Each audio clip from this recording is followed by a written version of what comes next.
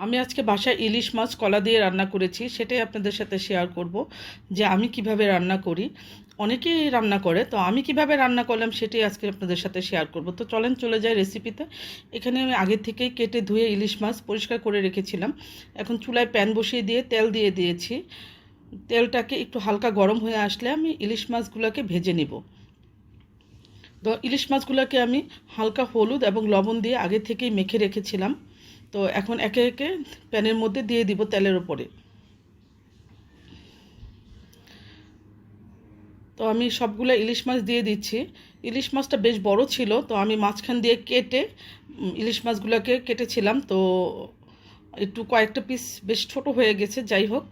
তো আমি মাছগুলোকে একটু হালকা করে ভেজে নেব, বেশি কড়া ভাজা দিব না, তরকারিতে আমি মাছ একটু হালকা করেই ভাজি। তো দেখেন আমি কিভাবে ভাজতেছি। আমি ইলিশ মাছ করা হলো ভাজি, শুধু ভাজি খেলে আর এমনি মাছের তরকারির সাথে খেলে আমি একটু হালকা ভাজা দিই। হালকা ভাজা দিলে মাছটা খেতে ভালো লাগে, আর বেশি কড়া হয়ে গেলে মাছটা খেতে খুবই বাজে লাগে, একটু টেস্ট লাগে না আমার কাছে। তাই আমি একটু হালকা করে ভেজে নিচ্ছি। তো এই তো দেখেন আমি জাস্ট এপিট উপিট করেছি, খুব একটা ভাজিনি। এই তো আমি এখন মাছগুলোকে উঠিয়ে নিব। সবগুলো মাছ আমি একে একে এইভাবে উঠিয়ে নিয়েছি। এই তো দেখেন আমার মাছ ভাজা হয়ে গেছে। তো এখন আমি তরকারি বসিয়ে দিব। চুলায় আমি প্যান বসিয়ে দিয়েছি এবং সেই ইলিশ মাছের তেলগুলোও দিয়ে দিয়েছি, আর আরেকটু সামান্য পরিমাণ তেল দিয়ে দিয়েছি। যেহেতু ইলিশ মাছ থেকে একটু পরিমাণ তেল উঠেছিল, মাছটা খুবই ভালো ছিল এবং খুবই সুন্দর একটা মাছ ছিল। তো আমি এইখানে পেঁয়াজ কুচি দিয়ে দিলাম, আর একটু লবণ দিয়ে পেঁয়াজটাকে একটু ভালো করে ভাজা ভাজা করে নিব। ইলিশ মাছ কিন্তু কলা দিয়ে খেতে খুবই মজা লাগে এবং খুবই ভালো লাগে আমার কাছে।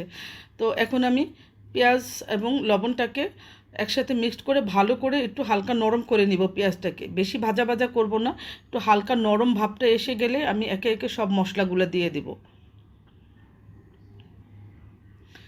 তো আমি এটাকে একটু নেড়ে চেড়ে ভালো করে ভেজে নিচ্ছি। আসলে এটা দেখানোর মতো কিছুই না, সবাই এইভাবেই রান্না করে, তারপরও আমি রান্না করলাম। তো সেই হিসাবে আপনাদের সাথে শেয়ার করছি, কারণ আমি যেহেতু ডেলি কি রান্না করি না করি সেটাই আমি ফুল ভিডিও হিসাবে দেই। তাই যেহেতু আজকে আমি ইলিশ মাছ কলা দিয়ে রান্না করেছি, সেটাই আপনাদের সাথে শেয়ার করলাম। তো এখন আমি এখানে আদা বাটা দিয়ে দিয়েছি। আমি সব তরকারিতেই একটু আদা বাটা রসুন বাটা খাই, অনেকে খায় না, এটা যার যার ইচ্ছা। তো আমি এখানে একটু রসুন বাটাও দিয়ে দিলাম। দিয়ে আদা রসুনটাকে একটু ভালো করে নেড়ে চেড়ে ভেজে নিব, যাতে আদা রসুনের কাঁচা গন্ধটা না থাকে। তো এই তো মোটামুটি আমার ভাজা হয়ে গেছে। এখন আমি মশলাগুলো দিয়ে দিব একটু হলুদের গুঁড়া, দিয়ে দিব একটু মরিচের গুঁড়া, আর দিব একটু সামান্য পরিমাণ জিরার গুঁড়া। জিরার গুঁড়াটা আমি ইলিশ মাছে একটু কমই দিব।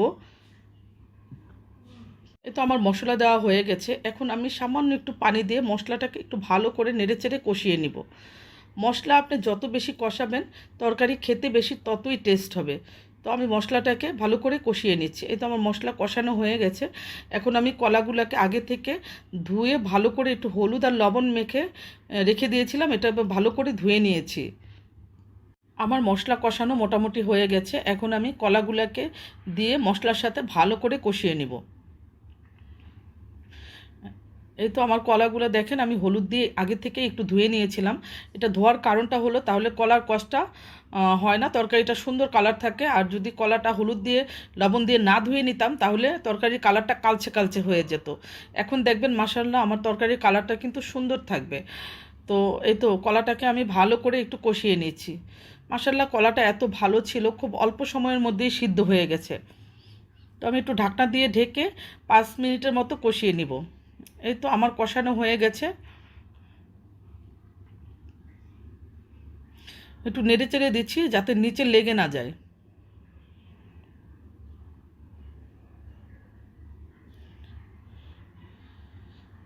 তো এই গরমের দিনে আসলে ইলিশ মাছ দিয়ে কলার তরকারি খুবই ভালো লাগে। এখন আমি একটু ঝোলের পানি দিয়ে দিচ্ছি। আমি আরেকটু পরিমাণ ঝোলের পানি দিব, যেহেতু কলার তরকারি কিন্তু নামানোর পরে পানি টেনে নেয়, তাই আমি আরেকটু পরিমাণ পানি দিয়ে দিয়েছি। এই তো মোটামুটি আমার ঝোল দেওয়া হয়ে গেছে। এখন আমি কিছুক্ষণের জন্য ঢাকনা দিয়ে ঢেকে রেখে দিব। ঢাকনা উঠিয়ে দিলাম। এই যে দেখেন আমার তরকারিতে বলক চলে আসছে। এখন আমি ইলিশ মাছগুলোকে দিয়ে দিব, কারণ ইলিশ মাছটা দিলে এখন ইলিশ মাছের ফ্লেভারটা পুরো ঝোলের সাথে মানে সুন্দর করে ছড়িয়ে যাবে এবং খেতেও অনেক মজার হয়। তো আমি ভালো করে একটু নেড়ে চেড়ে ঝোলের সাথে নেড়ে চেড়ে দিচ্ছি। এখন আমি ঢাকনা দিয়ে কিছুক্ষণের জন্য ঢেকে রেখে দেব কলাটা সিদ্ধ হওয়া পর্যন্ত। তো ঢাকনাটা উঠিয়ে এখন আবার একটু হালকা নেড়ে চেড়ে দিব। দেখেন মাশাল্লাহ তরকারিটা কত সুন্দর হয়েছে এবং খেতে এত মজার হয়েছিল। যখন আমি এডিট করছিলাম তখন তো অলরেডি আমার তরকারি খাওয়া হয়ে গেছে। তো মাশাল্লাহ তরকারিটা খুবই মজার হয়েছিল। আপনারাও একটু রান্না করে খেয়ে দেখতে পারেন। এখন আমি কয়েক টুকরো কাঁচামরিচ, আস্ত কাঁচামরিচ দিয়ে দিব, যাতে কাঁচামরিচ ফ্লেভারটা একটু সুন্দরভাবে তরকারির সাথে ছড়িয়ে যায়। তো আমি আর অল্প একটু ঝোল কমাবো, তাই আমি আর কিছুক্ষণ চুলায় রেখে দিব। কলাটা মোটামুটি প্রায় সিদ্ধ হয়ে আসছে, কারণ কলাটা খুবই ভালো ছিল, খুব অল্প সময়ের মধ্যে সিদ্ধ হয়ে গেছে।